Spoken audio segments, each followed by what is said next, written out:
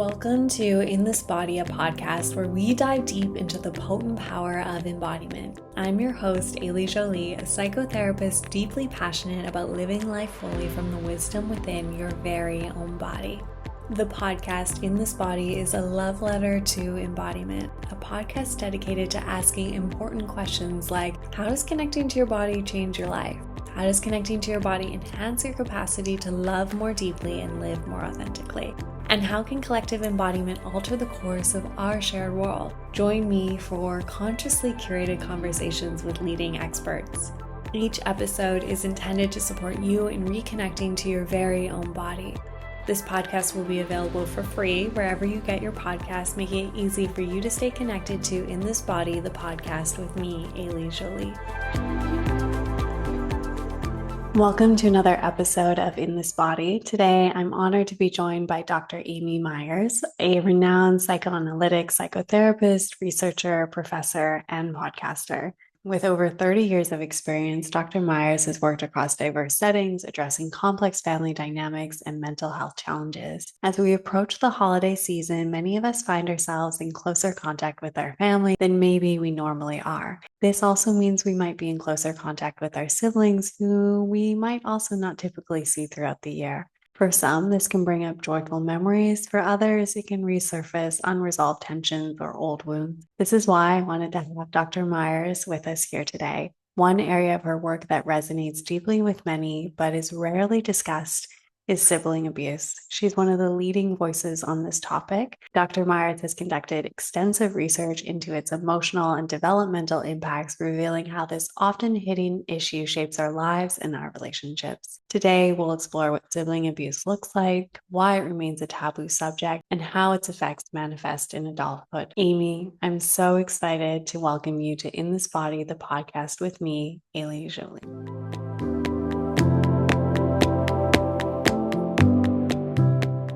Your career spans psychoanalytic, psychotherapy, teaching, researching, podcasting, and I became aware of you because of the work that you do on sibling abuse, although I know you have many other areas of specialty and talent. However, because I haven't found a lot of clinicians that are actually focusing and speaking about sibling abuse and how this plays out into family dynamics, and this episode will be released during the holiday season, I would love to spend some time with you, really focusing on sibling abuse, dynamics, how we bring awareness to those things, how can we maybe step back and start to question, what is the relationship with my sibling? Has it been helpful? Has it been harmful?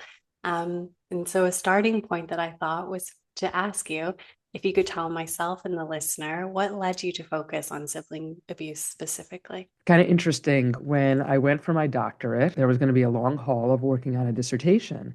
And I remember a professor saying, stay with something that's going to hold your attention for quite a while, a few years. And another professor called it me search. And what holds most people's attention, I guess, are things that pertain to themselves. So this is a personal experience of mine. Then when I also, prior to that, when I became a therapist, and because it was on my radar about the intensity potential of sibling relationships and just the general impact, even without sibling abuse, that siblings have on our development, and the recognition, having spent many years doing agency work, that what we focus on always and often is the nature and quality of the parent-child relationship. And folks, clinicians, really don't explore the nature and quality of the sibling relationship. It was on my radar, and when I was working with clients who had interpersonal struggles and struggles in intimate relationships, that I started to scratch the surface and ask about the relationships with their siblings growing up. And lo and behold, I had a few clients who had had abusive sibling relationships. So there was kind of a, conflation of factors that created this interest. In your research and in your work that I've come across, you really speak about how the sibling relationship kind of reflects broader family dysfunction. For the listener who is maybe new to even this topic of sibling abuse, could you provide a definition or kind of a working conceptualization? And then I'll ask you about how sibling abuse maybe mirrors wider family dynamics in some ways.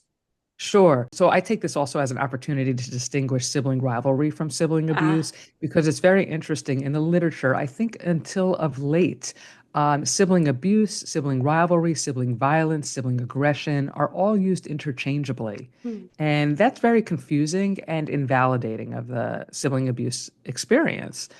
So, sibling abuse defined is consistent, insistent, unrelenting acts of violence or emotional denigration, or if we're talking about sexual sibling abuse, molestation or penetration, that leads to a sense of hopelessness and shame and helplessness in the victim. It is enduring. So we do know that a one-time act of violence can be considered abuse, but an abusive relationship is really what defines sibling abuse, something that's ongoing. And here's a way to distinguish it from sibling rivalry, because I remember when I began my research and I would talk to friends and colleagues and peers about what I was doing, they'd say, give me a break. Every child fights with their sibling. And yes, it is a normative part of development, sibling rivalry is, where there are benefits of it. It can produce strength in learning how to negotiate, to resolve conflict, to cooperate. Alternatively, there are no known benefits of sibling abuse. Sibling rivalry, there's really no intent to harm. Sibling abuse, there's intent to harm. Sibling rivalry, there's often an equal opportunity for advantage or disadvantage. So, say you and I were arguing as children or adults. Sometimes you're saying not so nice things to me, and in that moment, I'm saying not so nice things to you. Or you're saying not so nice things to me, but the next time we argue, I'm not saying such nice things to you. So there's equal opportunity for power distribution. In sibling abuse, one child holds the power, and the other child, as I mentioned before, is in a state of helplessness. I love that you split it apart there in a really easy, tangible way between abuse and rivalry. Because in my clinical practice, I've oftentimes heard that, like, well, it's just sibling rivalry or it's just this one moment. What are some of the long-term lasting impacts that happen that you've Mm, seen or you've mm, researched? And mm. then how do those impacts maybe mirror or represent also maybe undercurrents of dynamics that are happening in the family system? Yeah, thanks for asking that. That's a really important question. So I think the research prior to my research has shown, and I want to say that there was like a handful of studies done at that time. Thankfully, many, many more now. Mm. This was like in 2011. And it was really shocking because I remember doing a search on the internet for like parent-child abuse to build my literature review. And there were 3,000 to 4,000 right outcomes in the database, and there were literally about 5 to 10 articles on sibling abuse. So, what I found then and still now is that it can lead to later dating partner violence. And usually the victim or the harmed is in that harmed position. It's a repetition. If you're familiar with Freud and psychodynamic theory, it's part of the repetition compulsion that we repeat what we know, which makes a lot of sense because it's familiar. We don't have a model for anything else. And we develop distorted perception of love and hate, right? Mm. So we don't know how to really distinguish that. There were also studies that show, I thought this was really interesting, that there were different ethnic perspectives on what sibling abuse is, because obviously in certain cultures, different behaviors are acceptable that are not necessarily considered normative in our culture. Or, we have the ability to report, whereas in, say, India, violence is very normative between and amongst family members. It was found that the sibling abuse experience can lead to substance abuse as a coping mechanism. But the very specifics, what was missing was the very specifics of how this played out in interpersonal and intimate relationships. And that's where I kind of came in and studied the impact of physical and or emotional abuse on the development of intimacy in adulthood. So I just want to distinguish one that the research that was available at the time was really focused on incest, and there really wasn't much on physical and or emotional abuse. And I say and or emotional abuse because I just want to clarify that physical abuse, when it happens, often includes emotional abuse. Emotional abuse doesn't necessarily include physical abuse. So I met with folks who had had either or both of those experiences. And I wanted to study the impact on trust, on emotional satisfaction, on feelings about dependency and independence. And what I found was that because there's this sense of betrayal from your most trusted peer, right? The sibling relationship is the longest relationship one has throughout their lifetime, if you think about it. Kind of interesting, unless you, of course, cut them off. But it is your first peer relationship, and it's, your lengthiest. And just like parents, no matter how they treat children, you still want a loving relationship with that parent. And same with the sibling relationship. And there's certain, I think, familial expectations and societal expectations of what that relationship should look like. And oftentimes it's, oh, you have an older brother, an older sister. Are you a good older brother, older sister? Meaning, do you look after them, right? And the sense of like loyalty and friendship and trust and communication and conflict resolution all happens first with that sibling relationship. So when that becomes betrayed or distorted, those experiences get internalized, just like all experiences. You believe what your abuser says about you, either overtly or through other messaging, and then you externalize that and you project that into other relationships, expecting that other people are going to respond to you in that same way. So, if the harmed could never trust or feel safe in their home environment, how are they going to experience that outside of the home environment? They're going to be suspicious, they're going to be hypervigilant, they're going to be self conscious, they're going to have low self esteem. And that's not the making for a healthy relationship. I can say more, but I want to pause for Yeah. any other question you have.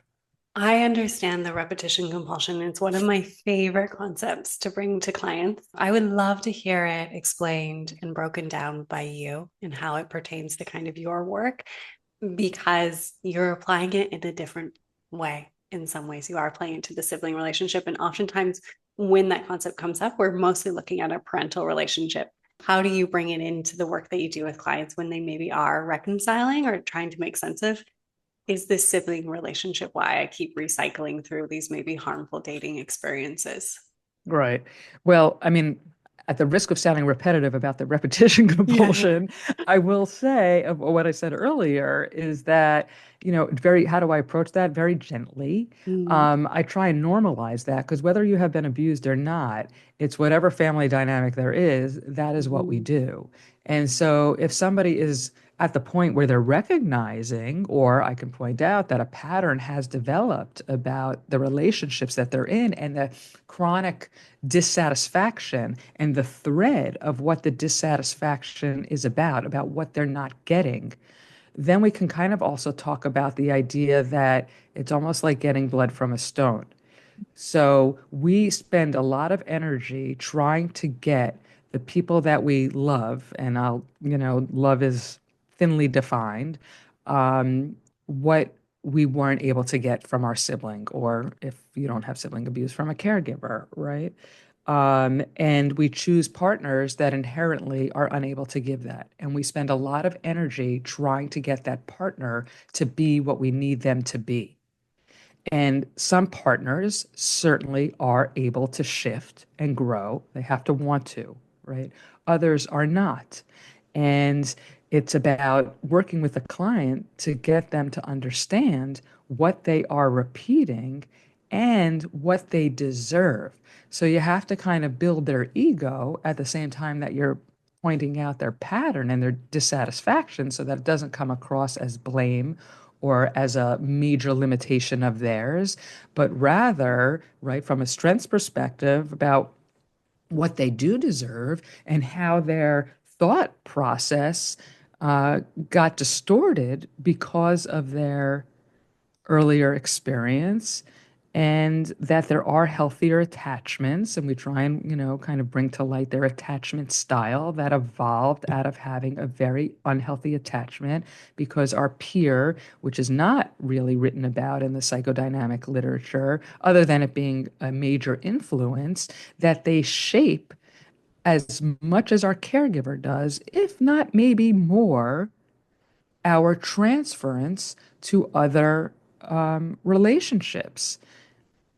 And that idea coming back to we repeat what we know. That's just how we're programmed Mhm. to seek. It's familiar, and it's really weird how familiarity breeds comfort, even though it's so uncomfortable. There's a comfort in there, so you kind of have to make that ego dystonic, right? That Mhm. comfort, it's not good. It's not serving you. I'm not imagining that you have a maybe well-formed, fully factual answer to this question. It might be a loose hypothesis. Maybe you do. I could be pleasantly surprised. But you named that when you came into this research, there was like 5 studies before. You also really subtly named, like in the research, psychoanalytic wise, just what's been put forward so far. There isn't a lot of conversation around peer to peer in siblings. As a clinician in my training, I'm trying to search through my mind and I actually can't really find a moment when this was spoken about. And yet I'm also holding some of the deepest, most hardest therapy sessions I had were around a relationship I had with my with a sibling. Like that was like the deepest, Mm, crustiest, most mm, heartbreaking work. mm. And yet, as I'm kind of holding these 3 spaces you've named, it's not there, it's not being presented. And I would love to hear from you if you have any ideas or a loose hypothesis as to why this has kind of been unspoken or brushed aside or not really acknowledged in the therapeutic space for people as something they might repeat. Yeah, I think that that's a great question. For some reason, the way that you just presented it, I'm hearing the why in a very different way than I've considered. Because what I hear you saying, and this might not be where you're coming Yeah. from, is where's the lack of knowledge or interest or curiosity not coming from when we are trained to understand earlier the early impact of family relationships and all relationships on our Mm-hmm. development. So why is there such an abyss here? I mean, it's Mm-hmm. a great question. I've thought about it in terms of child welfare. So we are Mm-hmm. mandated reporters in this field, right?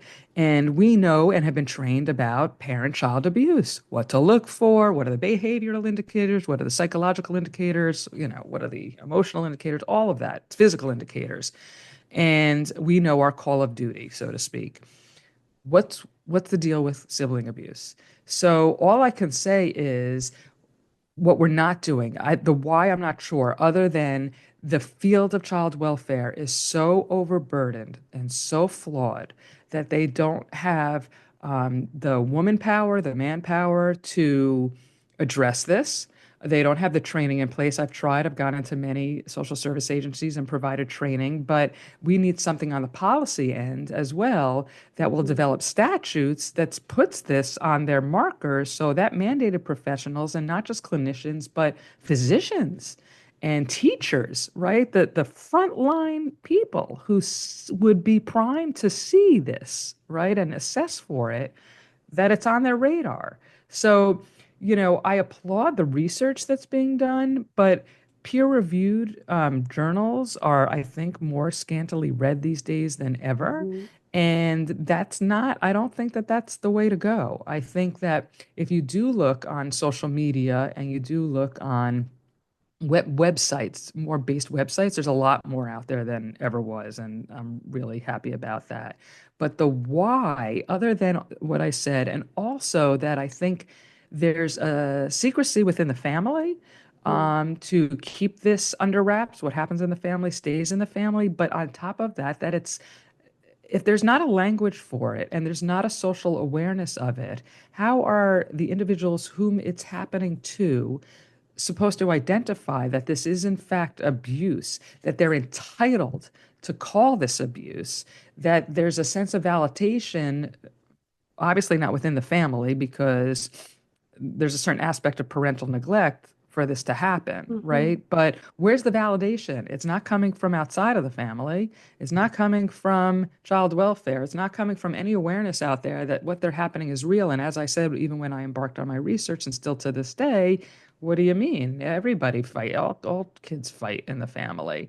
So, right, one of my goals is to get this on folks' radar. And I thank you for having this platform to do it. And on my podcast, every 5 episodes, my podcast was not about this, by the way. My Mhm. podcast was about transference, pretty much countertransference.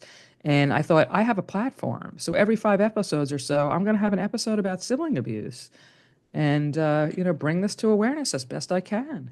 And it definitely was a huge moment for me as a clinician where I was like, oh, I have deeper language here around this, and I have a resource in which to just very subtly and softly send this to my clients so then they can start to absorb this into their kind of framework.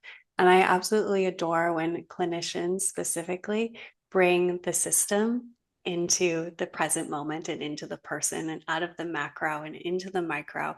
And I would love to kind of maybe keep deepening that if we can and go back to the two definitions you had, a sibling abuse and sibling rivalry. And you can answer this question by addressing the individual, but why do you feel like it's so hard for someone to make that leap from this sibling rivalry, it's just a part of being a child, into actually using that language of sibling abuse?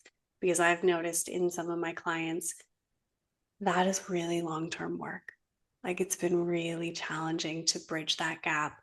If you can speak to maybe some of the systems that make that challenging, you've named the family system and keeping secrets, but if there are other broader pieces that you see that I'm unaware of that make that challenging for an individual to do.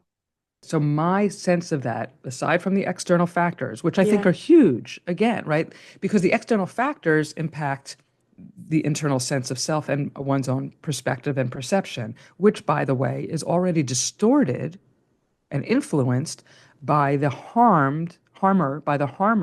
I'm trying to move language, by the way, sorry, from victim and perpetrator to harmer and harmed, because it really pathologizes. And that's part of my answer. So sorry, I'm a little I love it though. tangential in that, right? Okay, thanks. Glad you love it. So, well, that's one of the reasons. I think that nobody wants to see themselves as a victim. Hmm. And that's a very painful realization. And it also, aside from the painful reality that this happened to me, right, as the harmed, um, because it's coupled with it being so invalidated by society that I'm making too big of a deal of this. I'm not entitled to consider my experience as abusive or as harming because my perception has been distorted by not only the harmer, but the family system that allowed this to develop, be perpetuated, be consistent and enduring. And so there's a double whammy there. Not only is my most important peer saying in one way or another that you are worthless, that you are valueless, but the double whammy is the parental dyad, if there is a dyad, that is supporting that by allowing it to continue. The messaging is you're valueless. So if I believe that, why would I think that anybody in society or outside of my family is going to think that I have value? And so therefore, also, I either deserve this or I did something to bring it on. So I am therefore a participant, right? And as such, I am not truly abused.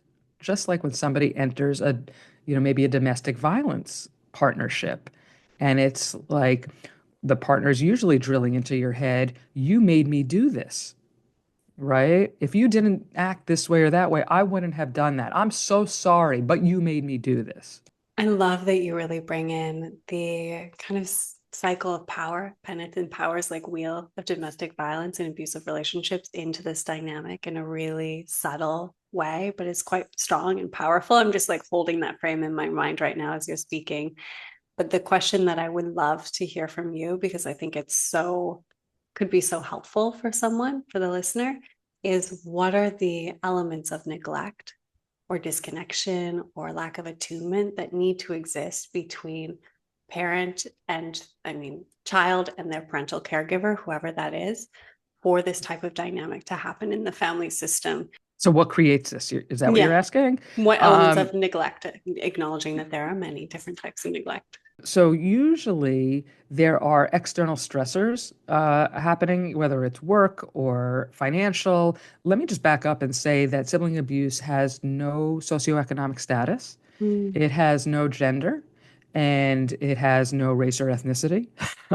It's an equal opportunity form of abuse. And it happens to be, I don't know if I said this already, it happens to be the most common form of family violence, which Mm. is really interesting given that it remains under the radar. So, what causes this? Yes, external stresses that are brought into the home that don't allow a parental figure to be present, either physically or emotionally. So, because of the financial stress or the work stress, they may be out of the home more often than not. Um, because of that stress, or single parenting, by the way, is also a major stress, they be physically present but emotionally absent. I think that there are times, at least from the people that I met with, and again, this is coming from the harmed victims' perspective. They felt that oftentimes the parents colluded with the child. There were incidents of like, maybe your brother who's screaming in your face has important things to say, right? Or clearly seeing what's going on, but doesn't know how to manage it, might also be abused by the harmer, a parent is, right? Or is a perpetrator of parent-child abuse. And so the perpetrator is learning from modeling, right? And also displacement, the anger and the aggression of being harmed by a parent obviously can't be returned to the parent, so it often gets displaced onto a more vulnerable subject. Oftentimes, as well, because of these pressures, or not because of the pressures, siblings, and it is oftentimes the older sibling, is thrust into the caregiver role. And, it's kind of cute when kids are young and there's a new baby brother or sister and that child wants to participate. That's very different, right? Like, oh, can I feed my brother or sister? Sure. It's very different than go get me the bottle, go get me a toy, go get me, which may kind of resound into older childhood of pick up your sibling from school or make sure, that you include your sibling when your friends are over. And this breeds resentment. And again, it leads to displacement of aggression onto the other sibling. There's also an aspect of favoritism. When there is favoritism, and I think we all kind of grow up feeling that our sibling or other child is favored at certain points, but there's a difference between our perspective of that and then the reality. And sometimes when there's hostile relations or divorce or upset between caregivers, and one child maybe looks like the parent that is not favored at the time, or behaves or reminds us of this child, we either unconsciously or consciously treat that child as less than. And as a result, the other child's sense of favoritism empowers them to often distort their own sense of power and hierarchy within the family. And I'm sure that you've seen, even with more normative sibling relationships, where that older sibling is taking on the role of disciplinarian. And when that's not monitored or when that power is overused and not addressed, this can, right, culminate in sibling abuse. So there's a lot of factors Mm. within the family system and the ways of relating. In your clinical experience, do you often find people come in with this language of I've been harmed by sibling abuse? Or is it something when you start to like pull back the curtains or look under the rug, it's something you find? I'm curious about the kind of initial portions of that process. Yeah, that's a great question too. So I think initially, no, there was no language. But now I'm seeing more and more because I'm doing more consultations because of this podcast that folks are coming in, yeah. Mm. Maybe hearing for the first time on the podcast that, wow, there's language given to this. And I think that that's happened to me. Others seem to be very fluid. And yes, this happened to me growing up, and this happened, and this happened, and this happened. What I think I might should be doing is when did you first discover or when did you first come to the realization that this was abusive? When did you first feel that? Because I know a lot of people say, I just thought that this was normal. And I can tell you just from my own experience, I never thought it was normal.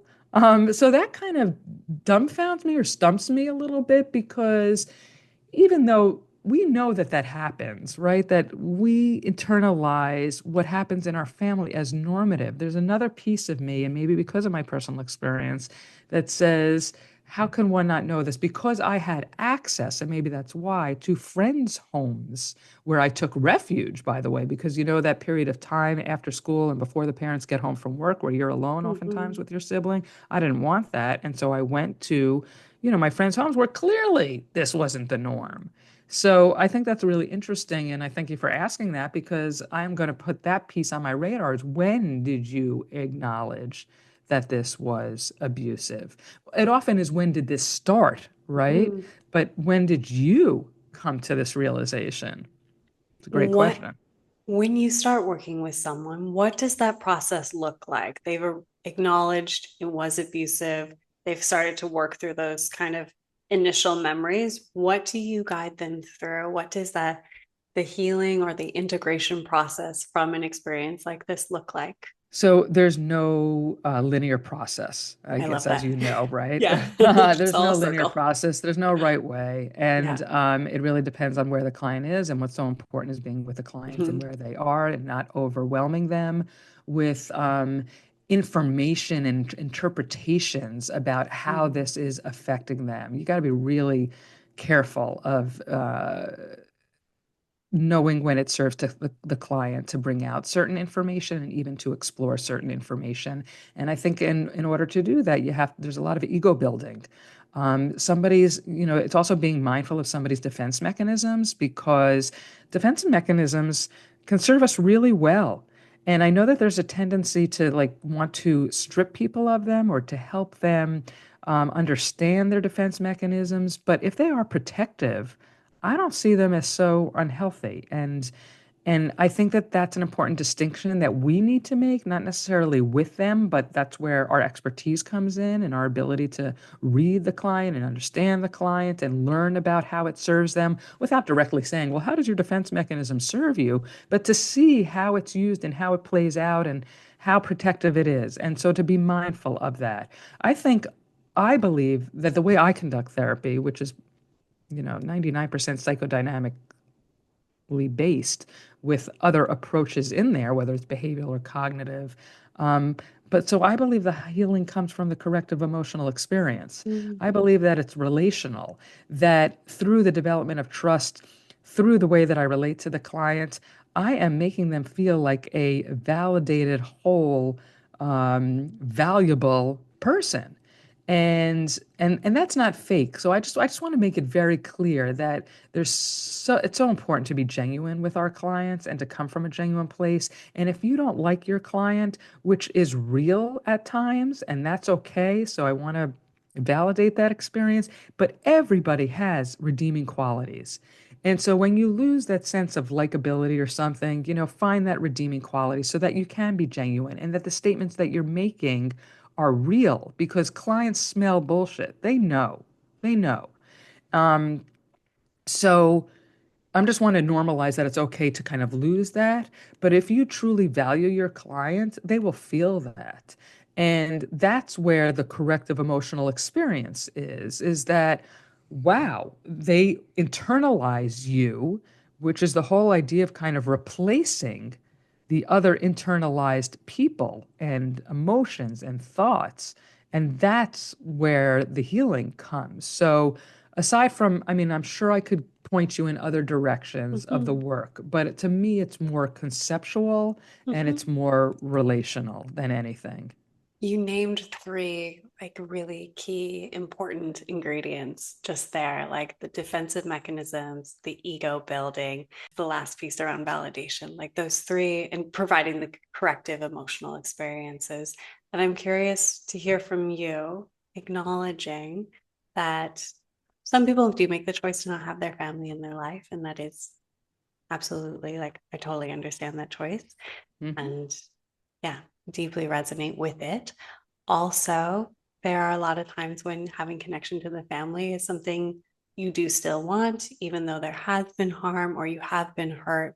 acknowledging we are moving into a holiday season, how would you support someone and maybe in setting those boundaries, taking care of themselves, ensuring that they don't go into maybe a fantasy of like forgetting what their family was or who their sibling was, and they can stay in the reality to some level of degree, acknowledging maybe some fantasy is a defense mechanism, and that's okay.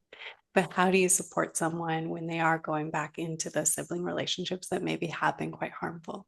Great question. I think that we have to, I mean, it's so basic, but start where the client is and what the client is ready or not ready to do, and really listen and hear them. Because with all the validation and the empathy that you may have given them, and it depends how long you're working with them as well, your encouragement that they do A, B, or C while they're with their harmer, or, whatever advice or suggestion you're giving, you got to be careful that it doesn't invalidate their experience, Mm. right? So it's really, to me, and what therapy is all about, is helping a client come to a conclusion or a decision that works best for them, not what I think is best for them.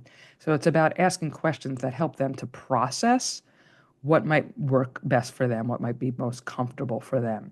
Given that, I will say this. I come from the place where I believe in self preservation. Mm. And if that means not seeing your harmer or cutting them off, emotionally cutting them off, then so be it. That is your choice.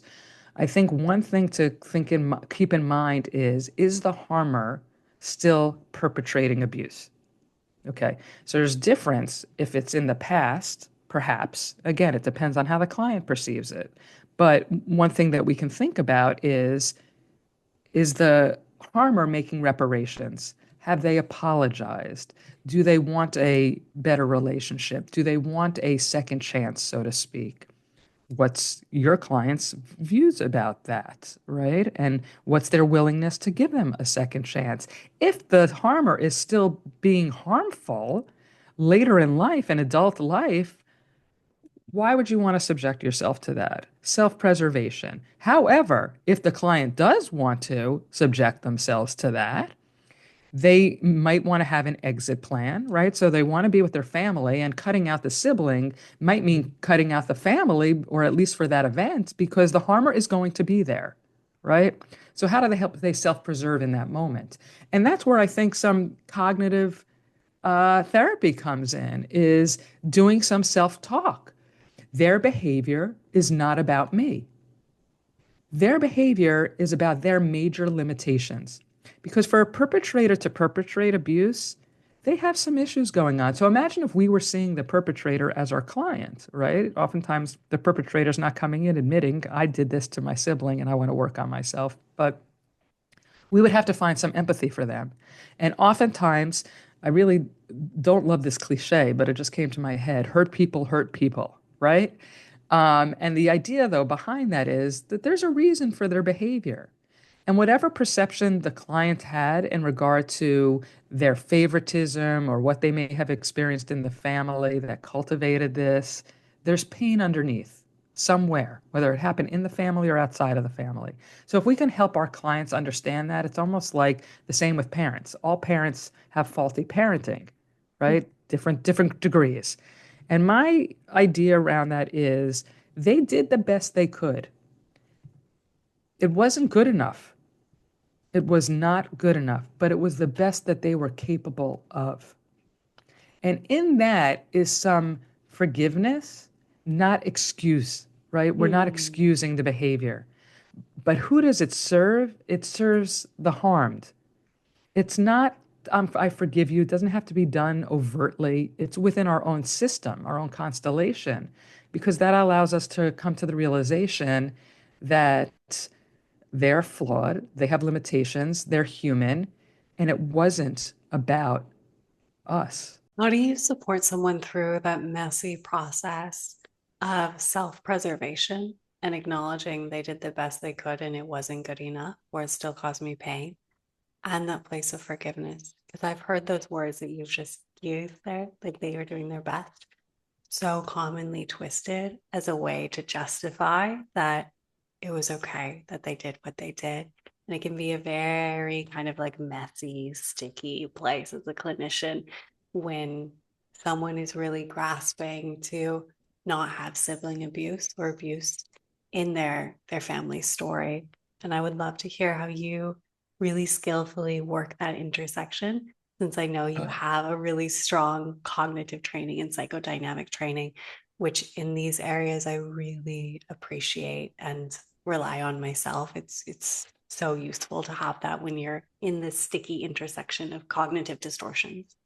It really goes back to what I feel I said, that I certainly wouldn't do that early on. We got to give a Mhm. lot of room for processing their experience, supporting that, and validating that. And one thing I want to caution is it's not about finding the truth, right? We're not policemen, we're not lawyers. We are people who need to take into account our client's perspective because it's their interpretation of their reality. It's their interpretation of their lived experience. So give up finding the truth. It's about being with the client in their truth.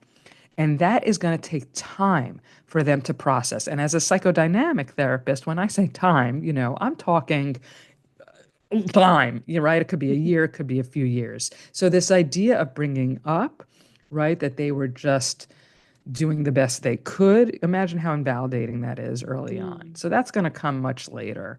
And I just would emphasize when that time comes that heavy on the not excusing the behavior, right? Heavy on they did the best they can, it wasn't good enough, and they did what they were capable of. And that's important messaging. And I have to say, usually that is really well received because it's a bit of a bombshell because we live in a place for so long that our parents should do better. And that they, as a parent, it just kind of comes with the territory, right? That they should be our protectors. Sometimes it helps to explore what they know about their parents' upbringing because parents who had difficulty sibling relationships themselves don't know how to cultivate healthy sibling relationships. They Yeah. didn't have the model. They're still uh, dealing with, their attachments and their attachment styles and what this meant for them and how they internalize this. And so it's complicated. But, I also think it's important not to make the goal necessarily forgiveness, but just a little bit of understanding.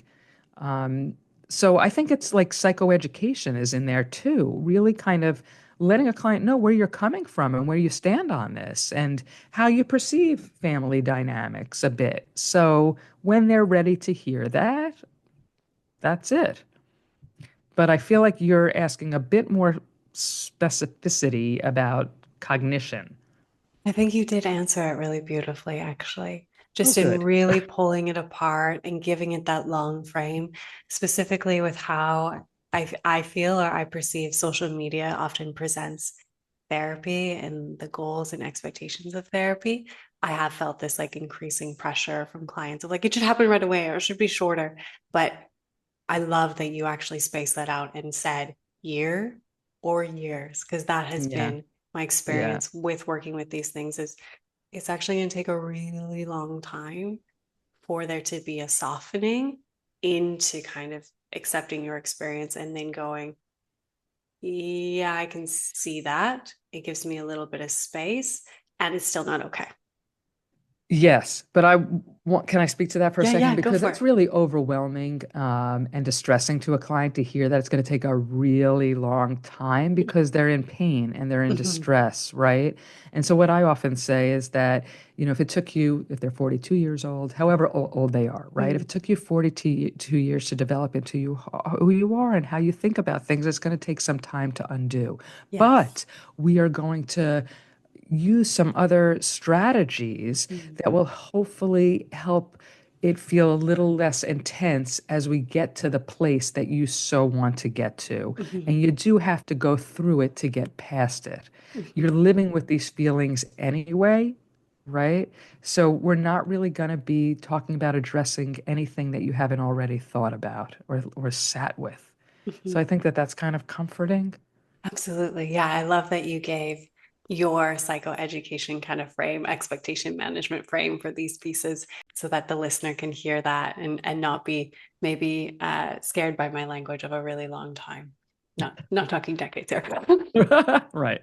Right. I would love to hear from you. One of my final questions for someone who maybe suspects that they have experienced sibling abuse, but they're not so sure. Do you have any reflective questions or signs that they might be able to take from this podcast and ask themselves or go to their therapist or do some journaling about? And if you don't have like a list of questions, even just some musings that might be helpful for the listener to start to really reflect on the relationship they had with their sibling, or maybe some of the dynamics that they're experiencing in regards to interpersonal intimacy that might actually have some historical lineage. So that's very interesting because I had to think about this when I started my study and there wasn't language for it, which there still, might not be. And so how do you say, oh, I'd like participants for this study. Have you ever been abused by a sibling? So how can you reframe the questions to make somebody think maybe this did happen to me? Have you ever been teased incessantly by a sibling? Have you ever been ridiculed? Consistently. So it's using that language that's in the definition without Mm-hmm. using the word abuse.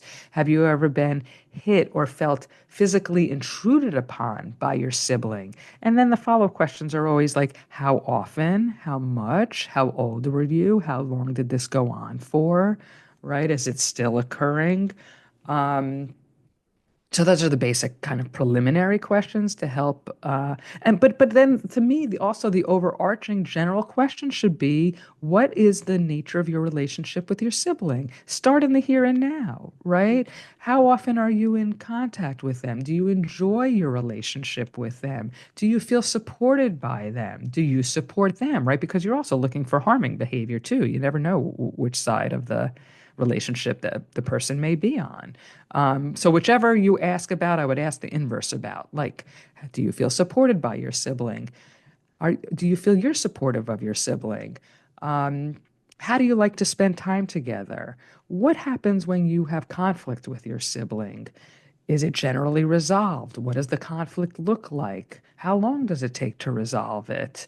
Those kinds of questions. I have actually a whole sheet I'm happy to provide you. I don't know if you have a platform that you Mm-hmm. provide your listeners with information, but I'm happy to do that. There's a whole list, and it really gets you thinking, not just if you're in an abusive sibling relationship, but what is, the impact of my sibling on me and me on Mm-hmm. them. I would love to see that list of questions. We can definitely attach it for the listener. My last question for you today is really broad, and you can take it wherever you want to take it. Is there anything today that we touched upon that you would like to clarify or dig a little deeper into?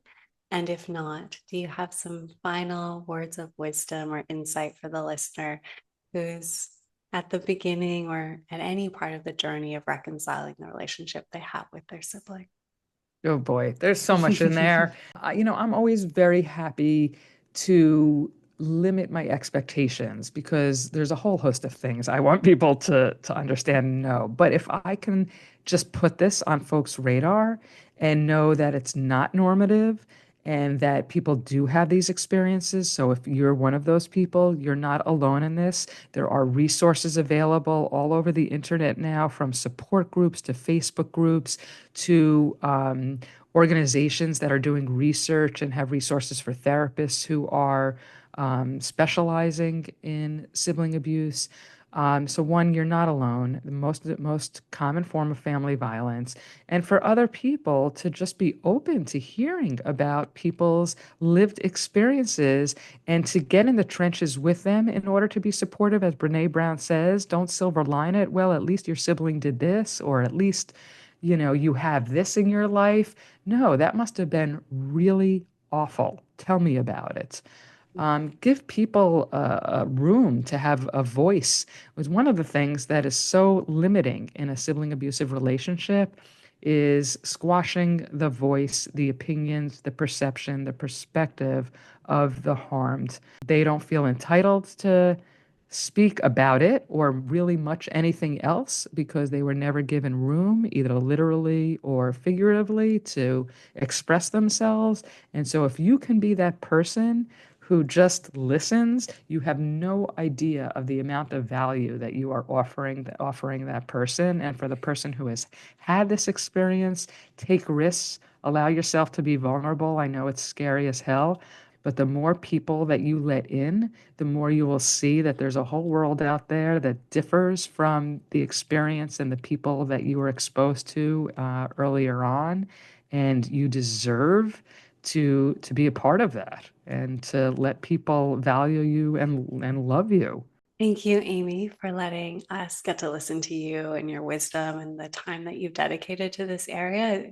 When I came across your work, I was genuinely so grateful, not only for myself, but for my clients. I was like, this is a resource that I really want to share and really want to spotlight because I know how helpful it has already been for them, myself, and could be for so many more. So thank you so much. We'll have all your info in the show notes so people can find you. But I did want to give you the opportunity, if you have anything coming up in the near future that you would like the listener to know, this is your moment. Oh, thank you. Well, thank you for having me. And I mean, any platform I can have to spread awareness, I greatly appreciate it and really greatly appreciate your style of questioning.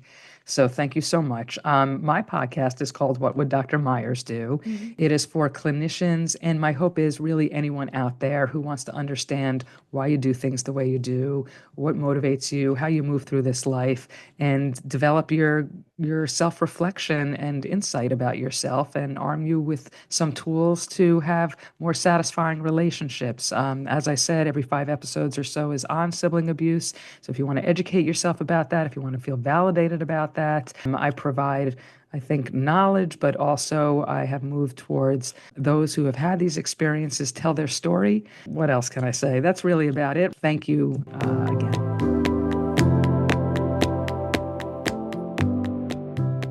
If you found value in this episode, it would mean so much to me for you to share the podcast with friends, a loved one, or on your social platforms. If you have the time, please rate and review the podcast so that this podcast reaches a larger audience and can inspire more and more humans to connect to their bodies too. Thank you for being here and nurturing the relationship you have with your very own